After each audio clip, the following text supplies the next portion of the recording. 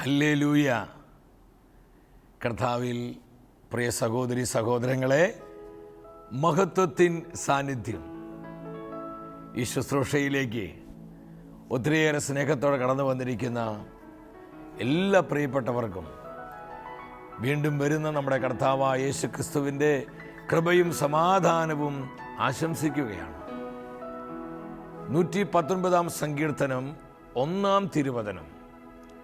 കർത്താവ് എന്നെ പരിശോധിച്ചറിഞ്ഞിരിക്കുന്നു. സങ്കീർത്തകൻ്റെ വലിയൊരു ദൈവാനുഭവമാണിത്. കർത്താവിൻ്റെ കണ്ണുകൾ 10,000 സൂര്യനേക്കാൾ തേജസ്സുള്ളതാണ്. അവിടുത്തെ മുൻപിൽ ഒന്നും മറഞ്ഞിരിക്കുന്നില്ല. അവിടുന്ന് എന്നെ പരിശോധിച്ചറിഞ്ഞിരിക്കുന്നു. കർത്താവ് എല്ലാം കാണുന്നു, അറിയുന്നു എന്നുള്ള വെളിപാട് നമ്മുടെ ജീവിതത്തെ മാറ്റിമറിക്കും. എല്ലാം അറിയുന്ന കർത്താവിൻ്റെ തിരുമുൻപിലാണ് നാം എല്ലാവരും ആയിരിക്കുന്നത്. ഈ വചനത്തിൻ്റെ കൃപയിൽ ശരണപ്പെട്ടുകൊണ്ട് നമ്മുടെ മധ്യയുള്ള കർത്താവിൻ്റെ ജീവനുള്ള സാന്നിധ്യം അനുഭവിച്ച് ഇന്നത്തെ ശുശ്രൂഷകളിലേക്ക് നമ്മൾ പ്രവേശിക്കുകയാണ്. സാധിക്കുന്നവർ വലതുകര സ്വർഗത്തിലേക്ക് ഉയർത്തി നമ്മൾ ഇപ്രകാരം പ്രാർത്ഥിക്കുകയാണ്. കർത്താവായ ദൈവമേ, കർത്താവായ ദൈവമേ, അത്ഭുതങ്ങളും അടയാളങ്ങളും നൽകണമേ, അത്ഭുതങ്ങളും അടയാളങ്ങളും നൽകണമേ. പരിശുദ്ധാത്മാവിനെ വർഷിക്കണമേ, പരിശുദ്ധാത്മാവിനെ വർഷിക്കണമേ. പരിശുദ്ധാത്മാവേ വരണമേ, പരിശുദ്ധാത്മാവേ വരണമേ, പരിശുദ്ധാത്മാവേ വരണമേ, പരിശുദ്ധാത്മാവേ വരണമേ, പരിശുദ്ധാത്മാവേ വരണമേ, പരിശുദ്ധാത്മാവേ വരണമേ. അങ്ങയുടെ കുടുംബങ്ങളിലേക്ക് വരണമേ, അങ്ങയുടെ കുടുംബങ്ങളിലേക്ക് വരണമേ, അവിടുത്തെ സഭയിലേക്ക് വരണമേ, അവിടുത്തെ സഭയിലേക്ക് വരണമേ, സമർപ്പിത സമൂഹങ്ങളിലേക്ക് വരണമേ, സമർപ്പിത സമൂഹങ്ങളിലേക്ക് വരണമേ, ദേശാന്തരങ്ങളിലേക്ക് വരണമേ, ദേശാന്തരങ്ങളിലേക്ക് വരണമേ, ലോകരാജ്യങ്ങളിലേക്ക് വരണമേ, ലോകരാജ്യങ്ങളിലേക്ക് വരണമേ. പരിശുദ്ധാത്മാവേ, പരിശുദ്ധാത്മാവേ, എല്ലാ ജനപദങ്ങളിലും വന്നു നിറയണമേ, എല്ലാ ജനപദങ്ങളിലും വന്നു നിറയണമേ. ഹല്ലേലൂയ, ഹല്ലേലൂയ, ഹല്ലേലൂയ, ഹല്ലേലൂയ, ഹല്ലേലൂയ, ഹല്ലേലൂയ. പരിശുദ്ധാത്മാവേ, പരിശുദ്ധാത്മാവേ, കർത്താവിന്റെ സാന്നിധ്യത്തിന്റെ തീ, കർത്താവിന്റെ സാന്നിധ്യത്തിന്റെ തീ 10,000ങ്ങളിലേക്ക് പകരണമേ, 10,000ങ്ങളിലേക്ക് പകരണമേ. ഈശോയെ നന്ദി, ഈശോയെ നന്ദി, യേശുവേ സ്തുതി. ഈശോയെ സ്തുതി. കരഘോഷത്തോടെ കർത്താവിന്റെ സാന്നിധ്യത്തിൽ നിറഞ്ഞ് ദൈവകൃപയ്ക്ക് വേണ്ടി നമ്മൾ ആഗ്രഹിച്ച് പാടി പ്രാർത്ഥിക്കുകയാണ്. വലിയ ആഗ്രഹത്തോടെ കർത്താവിനെ ആരാധിക്കുക. ഇത് സ്തുതി ആരാധനയുടെ സമയമാണ്. കർത്താവിന്റെ മഹത്വം 1000ങ്ങളിൽ നിറയപ്പെടുന്ന സമയം. കർത്താവിന്റെ ആത്മാവ് 10,000ങ്ങളിൽ പ്രവർത്തിക്കുന്ന സമയം. പരിശുദ്ധാത്മാവേ വരണമേ, പരിശുദ്ധാത്മാവേ വരണമേ, 10,000ങ്ങൾ ഉണർത്തണമേ. ഈ ഒരു ആഗ്രഹത്തോടെ ഒരുമിച്ച് നമ്മൾ പാടി പ്രാർത്ഥിക്കുന്നു. ഈ തോട്ടത്തിൽ പരിശുദ്ധനുണ്ട് നിശ്ചയമായും, തൻ കാലൊച്ച ഞാൻ കേൾക്കുന്നുണ്ടൻ കാതുകളില, തിരുസൗരന്ധ്യം മറക്കുന്നുണ്ട് അന്തരീക്ഷത്തിൽ, തിരുസൗന്ദര്യം ഞാൻ ദർശിക്കുന്ന കണ്ണുകളാലേ. തോട്ടത്തിൽ ആമേൻ, ആമേൻ കർത്താവേ. തൻ കാലൊച്ച ഞാൻ കേൾക്കുന്നുണ്ട് കാതുകളില, തിരുസൗരഭ്യം, കർത്താവിന്റെ സൗരഭ്യം, സാന്നിധ്യത്തിന്റെ സൗരഭ്യം, തിരുസൗന്ദര്യം ഞാൻ ദർശിക്കുന്ന കണ്ണുകളാലേ. കൃപയുടെ ഉറവിടമേ, കൃപയുടെ ഉടയവനേ, ഓ പൊന്നു കർത്താവേ, കൃപയുടെ ഉറവിടമേ, പ്രിയ പരിശുദ്ധാത്മാവേ, ഞങ്ങളുടെ അപ്പാവേ, കൃപയുടെ ഉടയവനേ. കൃപ വേണമപ്പ, കൃപ വേണമപ്പ, കൃപ വേണമപ്പ മക്കൾക്ക്. ആമേൻ, ആമേൻ. കൃപ വേണമപ്പ, യെസ് ലോർഡ്. കൃപ വേണമപ്പ, കൃപ വേണമപ്പ മക്കൾക്ക്. കൃപയുടെ ഉറവിടമേ,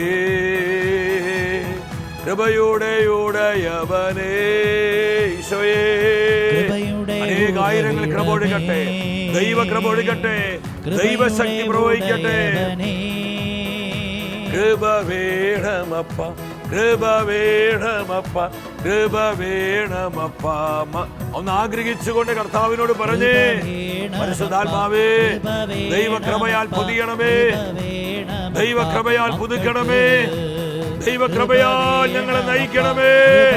ഹോളി സ്പിരിറ്റ് മൂവ്. ഹല്ലേലൂയ. കൃപ വേണമപ്പ, കൃപ വേണമപ്പ, കൃപ. എല്ലാം മറന്നിടിമുഴക്ക ശക്തിയോടെ, പെരുവെള്ളത്തിന് ഇരമ്പലോടെ നമ്മുടെ മധ്യയുള്ള ജീവനുള്ള കർത്താവിന്റെ സാന്നിധ്യം അനുഭവിച്ച് ഒരു മനസ്സോടെ നമ്മൾ ഉച്ചത്തിൽ വിളിക്കുന്നു, യേശുവേ, ജീവിക്കുന്ന കർത്താവേ, ജീവനുള്ള ദൈവമേ. ആരാധന, ആരാധന, ആരാധന, ആരാധന. Hallelujah, hallelujah, hallelujah. അഭിഷേകം ഒഴുകട്ടെ ആയിരങ്ങളിലേക്ക്, പതിനായിരങ്ങളിലേക്ക്, ജനലക്ഷങ്ങളിലേക്ക്, രാജ്യങ്ങളിലേക്ക്, ജനപദങ്ങളിലേക്ക്, ദേശങ്ങളിലേക്ക്. ദൈവകൃപ ഒഴുകട്ടെ, ദൈവശക്തി വ്യാപരിക്കട്ടെ, ദൈവ സാന്നിധ്യം വെളിപ്പെടട്ടെ. പരിശുദ്ധാത്മാവേ, holy spirit. Hallelujah, hallelujah, hallelujah, hallelujah.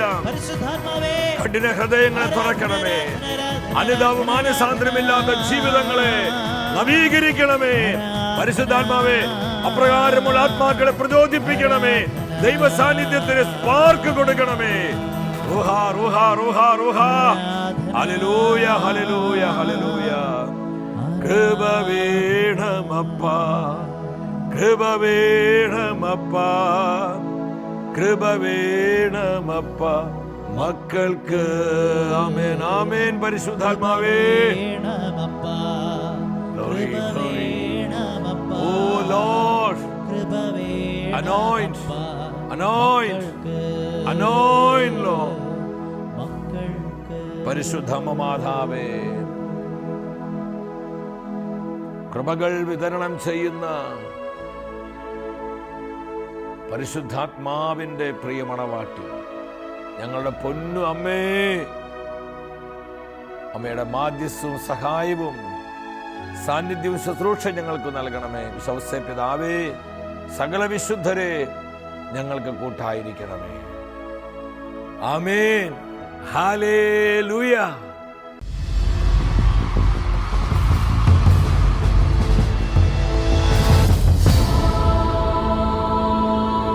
നിൻ വചനം ധ്യാനിക്കുമ്പോ. പ്രിയ ദൈവമക്കളെ, നമ്മുടെ ജീവിതത്തെ നവീകരിക്കുന്ന കർത്താവിൻ്റെ വചനത്തിൻ്റെ മുൻപിൽ പ്രാർത്ഥനാപൂർവമായിരിക്കാം. ഇന്നത്തെ വചന ശുശ്രൂഷയിലൂടെ പരിശുദ്ധാത്മാവ് നമുക്ക് നൽകുന്ന ആലോചന പ്രവൃത്തികളെ അറിയുന്ന ദൈവത്തെക്കുറിച്ചാണ്. മനുഷ്യന്റെ പ്രവൃത്തികളെ അറിയുന്ന ദൈവം. വളരെ മനോഹരമായ ഒരു തിരുവചന സന്ദേശമാണ് ദൈവത്തിൻ്റെ അരൂപി നമുക്കായി ഇന്ന് ഒരുക്കി വച്ചിരിക്കുന്നത്. നമ്മുടെ ജീവിതം വളരെ ശ്രേഷ്ഠമാണ്. കർത്താവ് തൻ്റെ രക്തം കൊടുത്ത് വിലയ്ക്ക് വാങ്ങിയതാണ് നമ്മെ ഓരോരുത്തരെയും. കർത്താവിൻ്റെ തിരുച്ചോരയുടെ മൂല്യവും വിലയുമാണ് നമ്മുടെ ഓരോരുത്തരുടെയും ജീവിതത്തിൻ്റെ വില എന്ന് പറയുന്നത്. ഇതെങ്ങനെയെങ്കിലും ജീവിച്ച് തീർക്കാനുള്ളതല്ല. കർത്താവിന് യോഗ്യമാം വിധം, കർത്താവിനെ പ്രസാദകരമാം വിധം ജീവിക്കുവാനുള്ളൊരു ജീവിതമാണ് നമ്മുടെ ജീവിതം. ഈ ജീവിതത്തിൻ്റെ ശ്രേഷ്ഠത നമ്മൾ അറിയണം പ്രിയപ്പെട്ടവരെ. അതുകൊണ്ട് തന്നെ ഈ ലോകത്ത് നമ്മൾ ജീവിക്കുമ്പോൾ നമ്മുടെ പ്രവർത്തികൾക്ക് വലിയ പ്രാധാന്യമുണ്ട്. കർത്താവ് സുവിശേഷങ്ങളിൽ ആവർത്തിച്ച് നമ്മെ പഠിപ്പിക്കുന്ന ഒരു സത്യമാണ്, നിങ്ങൾ ജാഗരൂകരായിരിക്കണം, അതീവ ജാഗ്രതയുള്ളവരാകണം, ശ്രദ്ധയുള്ളവരാകണം, സൂക്ഷ്മതയോടെ വർത്തിക്കണം. പല പ്രാവശ്യവും പലയിടങ്ങളിലായി കർത്താവ് നമ്മോട് ആവർത്തിച്ച് പറയുന്ന ഒരു സത്യം ഇതാണ്, നിങ്ങൾ ജാഗ്രതയോടെ പെരുമാറണം, പ്രവർത്തിക്കണം. ഈ ജീവിതത്തിന് ഒരു ദിനം നമ്മൾ ഈ ജീവിതം തന്ന കർത്താവിൻ്റെ മുൻപിൽ കണക്ക് ബോധിപ്പിക്കുവാൻ കടപ്പെട്ടവരാണ്. നമുക്കാർക്കും അതിൽ നൊഴികഴിവില്ല. വേദപുസ്തകം സാക്ഷ്യപ്പെടുത്തുന്നുണ്ട്, ദൈവസന്നിധിയിൽ നാം എല്ലാവരും കണക്ക് ബോധിപ്പിക്കേണ്ടി വരും. നമ്മുടെ പ്രവൃത്തികളെക്കുറിച്ച്, നമ്മുടെ ശൈലികൾ, നമ്മുടെ മനോഭാവങ്ങൾ, കാഴ്ചപ്പാടുകൾ, സംസാര രീതികൾ, ഇതിനെ പ്രതി എല്ലാം നമ്മൾ കർത്താവിൻ്റെ മുൻപിൽ ഒരു ദിനം കണക്ക് ബോധിപ്പിക്കേണ്ടി വരും. അതിനാൽ നമ്മുടെ പ്രവൃത്തികൾ വളരെ സൂക്ഷ്മതയോടെ ആകണമെന്ന് പരിശുദ്ധാത്മാവ് ആവശ്യപ്പെടുകയാണ്. വെളിപാട് പുസ്തകം 2-ാം അധ്യായം 19-ാം തിരുവചനം. നിന്റെ പ്രവൃത്തികളും സ്നേഹവും വിശ്വാസവും ശുശ്രൂഷയും ദീർഘമായ സഹനവും ഞാൻ അറിയുന്നു. ഈ വചനത്തിലൂടെ കർത്താവിൻ്റെ ആത്മാവ് നമുക്ക് തരുന്ന ആലോചന എന്താണ്? നമ്മൾ പല പ്രാവശ്യം വായിച്ചിട്ടുള്ള വചനമാണിത്. 5 കാര്യങ്ങൾ ദൈവാത്മാവ് പറയുകയാണ്. ഒന്നാമതായി, നിന്റെ പ്രവൃത്തികൾ ഞാൻ അറിയുന്നു. ആരും അറിയുന്നില്ല, ആരും കാണുന്നില്ല. ഭാര്യയോ ഭർത്താവോ മക്കളോ മാതാപിതാക്കളോ സഹോദരങ്ങളോ കൂടപ്പിറപ്പുകളോ അധികാരികളോ സുഹൃത്തുക്കളോ അറിയുന്നില്ല, കാണുന്നില്ല എന്നാണ് നമ്മുടെ അനേകരുടെ വിചാരം. കർത്താവ് വ്യക്തമായി പറയുകയാണ്, ഞാൻ നിന്റെ ഓരോ പ്രവൃത്തിയും അറിയുന്നുണ്ട്. നിന്റെ സ്നേഹം അറിയുന്നു, നിന്റെ സഹനം അറിയുന്നു, നിന്റെ ശുശ്രൂഷകൾ അറിയുന്നു, നിന്റെ വിശ്വാസം അറിയുന്നു. ഓരോന്നും എടുത്തെടുത്തെടുത്ത് കർത്താവിൻ്റെ അരൂപി നമ്മോട് പറയാം. അതിൽ ആദ്യം പറയുന്നത്, നിന്റെ പ്രവൃത്തികളെ ഞാൻ അറിയാം. അത് നന്മയാണെങ്കിലും തിന്മയാണെങ്കിലും. അപ്പം നമ്മുടെ പ്രവൃത്തികളെ അറിയുന്ന ദൈവം, ഈ ഒരു വെളിപാട് നമ്മുടെ ജീവിതത്തെ മാനസാന്തരത്തിലേക്ക്, അനുതാപത്തിലേക്ക് നയിക്കും. അനേകം വിശുദ്ധാത്മാക്കളെ വിശുദ്ധരാക്കിയത് ഈ ചിന്തയാണ്, എന്നെ അറിയുന്ന ദൈവം. 139-ാം സങ്കീർത്തനം മുഴുവൻ എന്താണ്? എന്നെ കാണുന്ന ദൈവം, എന്നെ അറിയുന്ന ദൈവം. അവിടുന്ന് എന്നെ പരിശോധിച്ചറിഞ്ഞിരിക്കുന്നു. എൻ്റെ നിഗൂഢതകൾ പോലും അവിടുന്ന് അറിയുന്നു. മറച്ചു വെച്ചിരിക്കുന്ന രഹസ്യ പാപങ്ങൾ, നിഗൂഢമായ നമ്മുടെ ഓരോ നീക്കവും കർത്താവ് കൃത്യമായി കാണുകയാണ്, അറിയുകയാണ്. കർത്താവിനെ മറയ്ക്കുവാൻ നമുക്കാർക്കും സാധിക്കില്ല പ്രിയപ്പെട്ടവരെ. ഇതിനെയെല്ലാം ഒരു ദിവസം നമ്മൾ കണക്ക് ബോധിപ്പിക്കേണ്ടി വരുമെന്നുള്ളതാണ് നമ്മുടെ ജീവിതത്തെ കൂടുതൽ ജാഗ്രതയോടെ ജീവിക്കുവാനായി പ്രേരിപ്പിക്കുന്നത്. സക്രിയ പ്രവചനം 12:1 വരാം. ആകാശത്തെ വിരിക്കുകയും ഭൂമിയെ സ്ഥാപിക്കുകയും മനുഷ്യനെ തൻ്റെ പ്രാണൻ നിവേശിപ്പിക്കുകയും ചെയ്ത കർത്താവ് അരുളി ചെയ്യുന്നു. അപ്പോൾ നമ്മുടെ ഈ ജീവൻ വെറുതെയുണ്ട്. അതിനെ പറയുന്ന പേരാണ് ആത്മാവ്. ഈ ആത്മാവിനെ പൊതിഞ്ഞു നിൽക്കുന്ന വെറും ഒരു കളിമൺ കൂടാരം മാത്രമാണ് നമ്മുടെ ശരീരം. ആത്മാവിനെ സൂക്ഷിക്കുന്നൊരു കൂടാരം. ഈ ശരീരത്തിനകത്ത് നിത്യതയുമായി നിലനിൽക്കുന്ന, നശിച്ചു പോകാത്ത അനശ്വരമായ ആത്മാവുണ്ട്. അത് കർത്താവിൻ്റെ ജീവനാണ്, കർത്താവിൻ്റെ പ്രാണനാണ് ഓരോ മനുഷ്യൻ്റെ ആത്മാവ്. തൻ്റെ ജീവശ്വാസം മനുഷ്യൻ്റെ നാസാന്തരങ്ങളിലേക്ക് കർത്താവ് ഊതി എന്നാണ് തിരുവെഴുത്ത് പറയുന്നത്.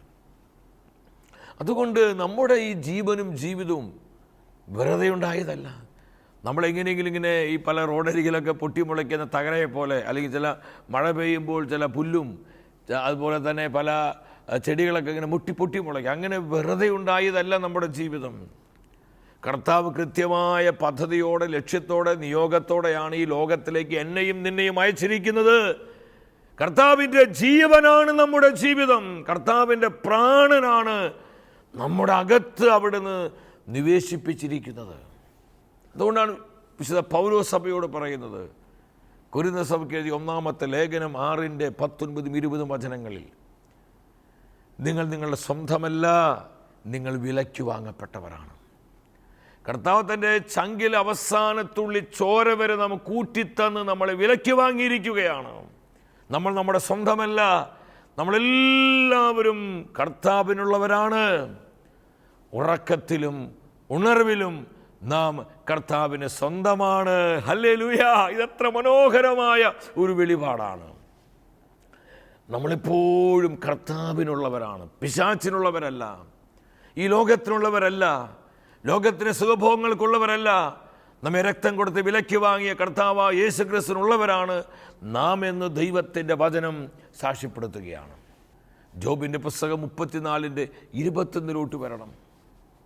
അവിടെ നമ്മുടെ ഓരോ പ്രവൃത്തിയും ഈ വചനം എന്നെ ചിന്തിപ്പിച്ചൊരു വചനമാണ്. പലപ്പോഴും നമ്മുടെയൊക്കെ ജീവിതത്തിൽ നമ്മളെ പലപ്പോഴും ആരും കാണുന്നില്ല.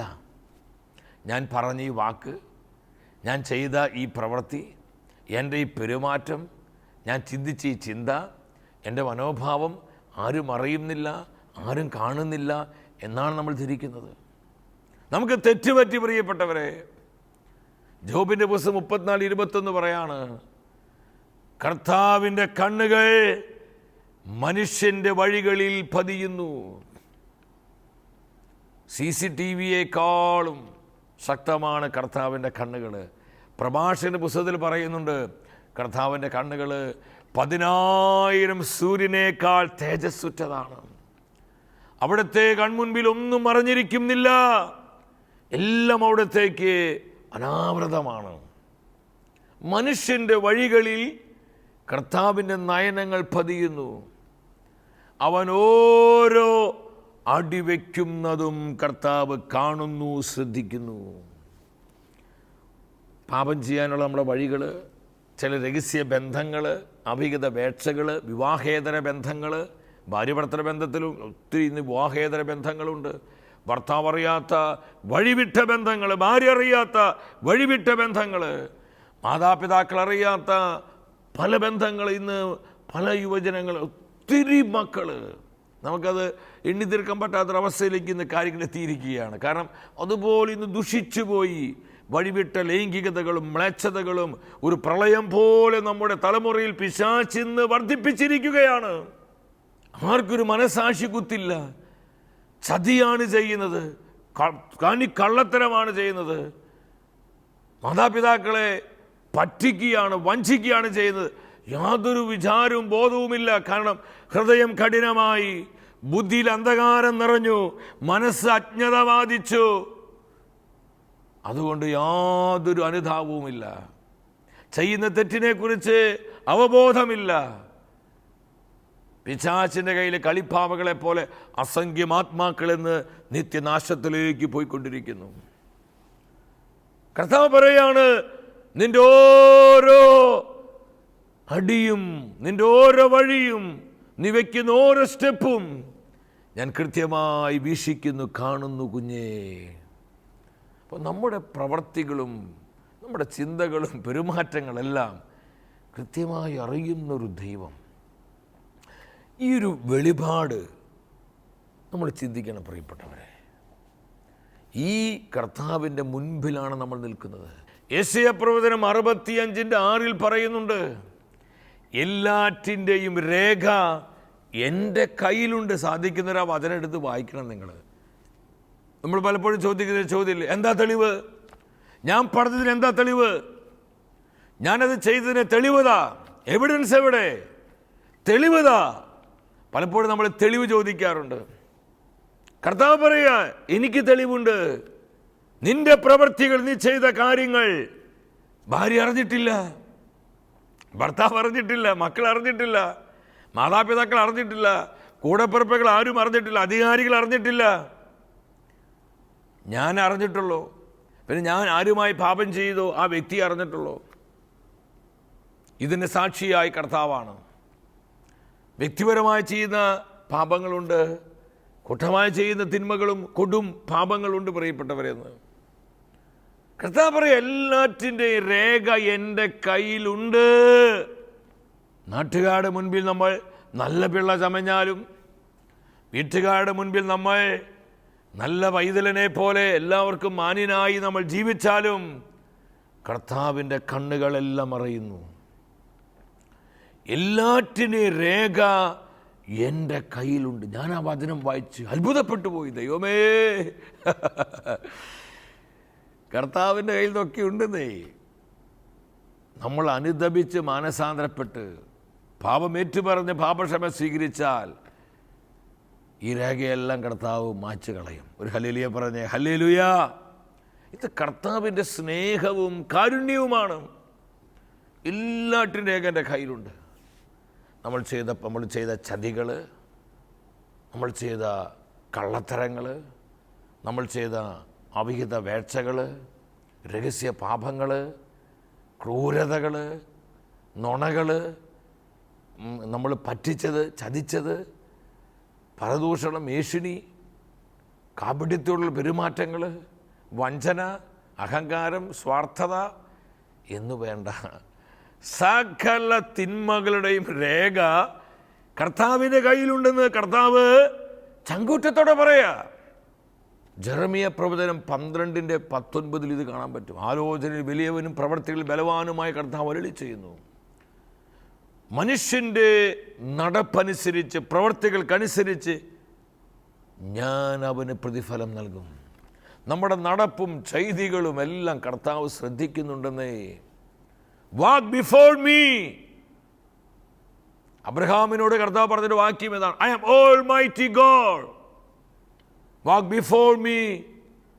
നീ ബ്ലെയിംലെസ്, നീ കുറ്റമറ്റവനാകണം, എൻ്റെ മുൻപിൽ വ്യാപരിക്കണം.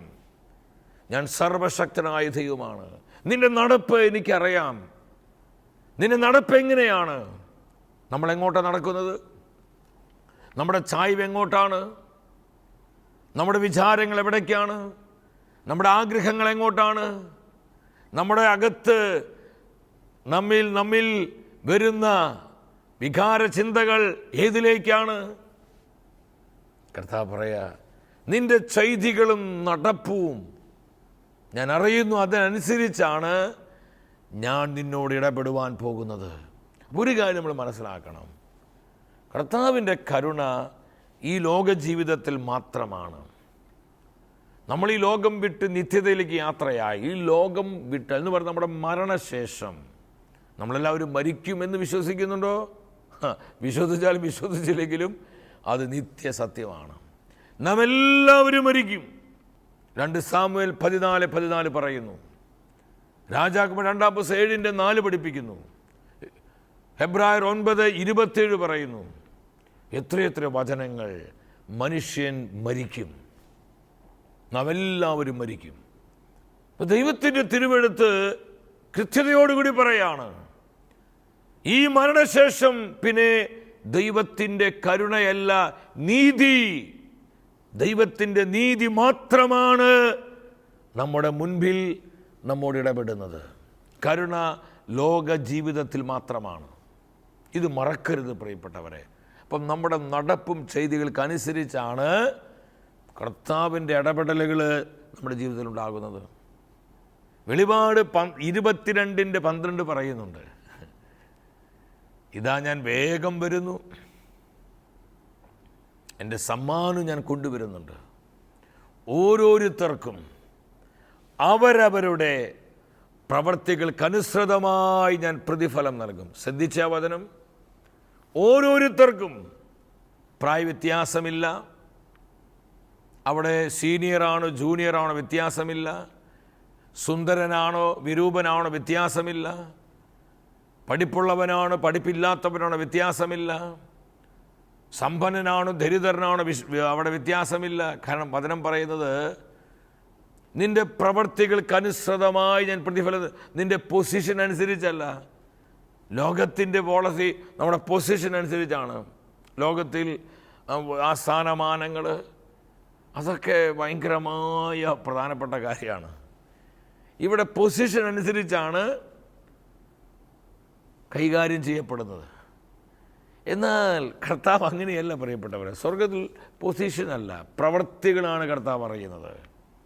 കർത്താവ് ചോദിക്കും, നീ ഡോക്ടറാണോ, നീ ടീച്ചറാണോ, നീ എൻജിനീയറാണോ, നീ കൂലിപ്പണിക്കാരനാണോ, നീ ഡ്രൈവറാണോ, നീ വീട്ടമ്മയാണോ, നീ വചനപ്രഘോഷകനാണോ, അല്ലെങ്കിൽ നീ സയൻറ്റിസ്റ്റാണോ? ഇതൊന്നും ചോദ്യമില്ല. നീ എൻ്റെ വചനം അനുസരിച്ചോ? നീ ഞാൻ പറഞ്ഞതനുസരിച്ചാണോ ജീവിച്ചത്? പ്രവർത്തികൾ, അതാ വചനം പഠിപ്പിക്കുന്നത്. അവരവരുടെ പ്രവൃത്തികൾക്ക് അനുസൃതമായി ഞാൻ പ്രതിഫലം തരും. അങ്ങനെയാണെങ്കിൽ ഈ ലോകത്തിൽ നമ്മുടെ പ്രവൃത്തികൾ വളരെ ശ്രദ്ധയോടെ ആയിരിക്കണ്ടേ സഹോദര, ആയിരിക്കേണ്ട സഹോദരി. ഇങ്ങനെ ജീവിച്ചാൽ മതിയോ?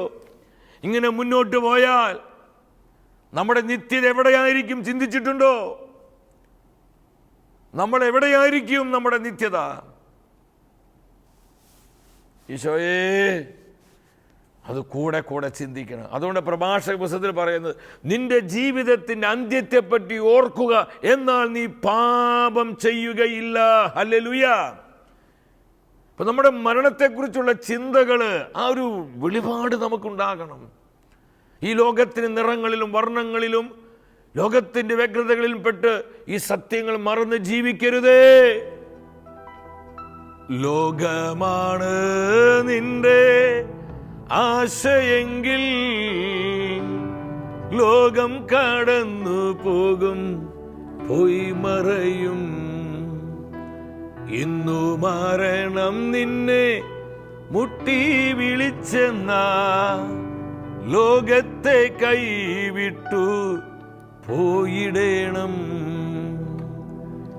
എന്തുണ്ട് ലോകത്തിൽ ആശ നൽകാൻ, സർവ്വതും മായയായി മാഞ്ഞു പോകും. എന്തുണ്ട് ലോകത്തിൽ ആശ നൽകാൻ, സർവ്വവും മായയായി മാഞ്ഞു പോകും. എൻ്റെ സഹോദര സഹോദരി, എന്താ നമുക്ക് ഈ ലോകത്തിൽ ആശ നൽകാനുള്ളത്? നമ്മുടെ പ്രവൃത്തികൾ നേരുള്ളതാകണമെന്ന് പരിശുദ്ധാത്മാവ് ആവശ്യപ്പെടുകയാണ്. നമ്മുടെ ഓരോ പ്രവൃത്തിയും കർത്താവിനെ യോജിച്ച വിധത്തിലായിരിക്കണം. ഈ ലോകം വിട്ട് നമ്മൾ നിത്യതയിലേക്ക് പോകുമ്പോൾ ഈ ലോകത്ത് നമ്മളൊന്നും തന്നെ കൊണ്ടുപോകുന്നില്ല. നമ്മുടെ സമ്പാദ്യമോ, നമ്മുടെ സുഹൃത്തുക്കളോ, മക്കളോ, ഭാര്യയോ, ഭർത്താവോ, മാതാപിതാക്കളോ, നമ്മുടെ കൂടെപ്പിറപ്പുകളോ, നമ്മൾ ഓടിച്ച് നടന്ന കാറോ, നമ്മൾ ധരിച്ച വസ്ത്രങ്ങളോ, നമ്മുടെ കഴിവുകളോ, സാധ്യതകളോ, അവസരങ്ങളോ, സ്വാധീനങ്ങളോ, നമ്മുടെ പവറുകളോ ഒന്നും നമ്മൾ കൊണ്ടുപോകാൻ സാധ്യമല്ല. എന്നാൽ വചനം വെളിപ്പെടുത്തുന്നു, നമ്മുടെ കൂടെ പോരുന്ന ഒന്ന് മാത്രം. കൂടെ പോരുന്നു നിൻ ജീവിത ചൈതികളും. എല്ലാവരും ശ്രദ്ധിച്ചേ, കൂടെ പോരുന്നു നിൻ ജീവിത ചൈതികളും. കൂടെ പോരുന്നത് എന്താ? നമ്മുടെ ജീവിതത്തിന്റെ പ്രവൃത്തികളാണ്. പ്രവൃത്തികൾ നേരുള്ളതാകണം. കർത്താവിന് നിർബന്ധമാണ്. എന്തുകൊണ്ട്? നമ്മുടെ നിത്യത കർത്താവിനോടൊപ്പമായിരിക്കണമെന്ന് അവിടെ അതിയായി ആഗ്രഹിക്കുന്നു. അവിടെ രക്തം കൊടുത്ത് വിലയ്ക്ക് വാങ്ങിയതാണ് നമ്മുടെ ജീവിതം. നമ്മുടെ നിത്യത തീ നരകത്തിലാകാൻ കർത്താവ് ഒരിക്കലും ആരും നശിക്കാൻ കർത്താവ് ആഗ്രഹിക്കുന്നില്ല. ഈ സത്യം മനസ്സിലാക്കി നമ്മുടെ ജീവിതങ്ങളെ ക്രമപ്പെടുത്തണം, നമ്മുടെ പ്രവർത്തികളെ ക്രമപ്പെടുത്തണം. പൗലോസ് പറയുന്നുണ്ട് കൊരിന്ത്യർക്കാർക്ക് 2 ലേഖനം 5:10, നമ്മൾ ശരീരത്തിൽ ചെയ്തിട്ടുള്ള നന്മ തിന്മകൾക്കുള്ള പ്രതിഫലം സ്വീകരിക്കാൻ നാം എല്ലാവരും കർത്താവിൻ്റെ ന്യായാസനത്തിന് മുൻപിൽ നിൽക്കേണ്ടി വരും.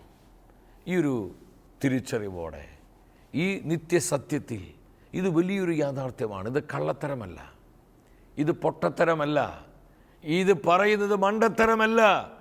നമ്മൾ നന്നായി ജീവിക്കാൻ മതം കണ്ടുപിടിച്ചൊരു സൂത്രമല്ല ഇത് വലിയൊരു സത്യമാണ്. നാം എല്ലാവരും ഒരു ദിനം കർത്താവിൻ്റെ ന്യായാസനത്തിന് മുൻപിൽ നിൽക്കേണ്ടവരാണ്. എന്തിനു വേണ്ടി? ഈ ലോകത്തിൽ നമ്മൾ ജീവിച്ചപ്പോൾ നമ്മുടെ ഈ ശരീരത്തിൽ നമ്മൾ ചെയ്ത നന്മകൾക്കും തിന്മകൾക്കുമായിട്ടുള്ള നമ്മുടെ പ്രവൃത്തികൾക്കനുസരിച്ച പ്രതിഫലം സ്വീകരിക്കുവാൻ. എൻ്റെ സഹോദരങ്ങളെ, ഈ സത്യം മനസ്സിലാക്കി നമ്മുടെ പ്രവൃത്തികളെ നേരുള്ളതാക്കാം. കർത്താവിനോടുള്ള സ്നേഹത്തിൽ, ഐക്യതയിൽ നമുക്ക് മുന്നേറാം.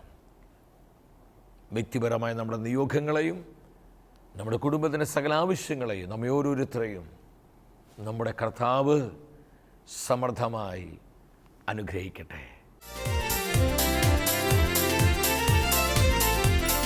മഹത്വമേ മഹത്വമേ മഹത്വത്തിൻ രാജാവേ, മഹത്വത്തിൻ സാന്നിധ്യം. മഹത്വത്തിൻ കർത്താവേ മഹത്വത്തിൻ സാന്നിധ്യം. മഹത്വമേ മഹത്വമേ മഹത്വത്തിൻ രാജാ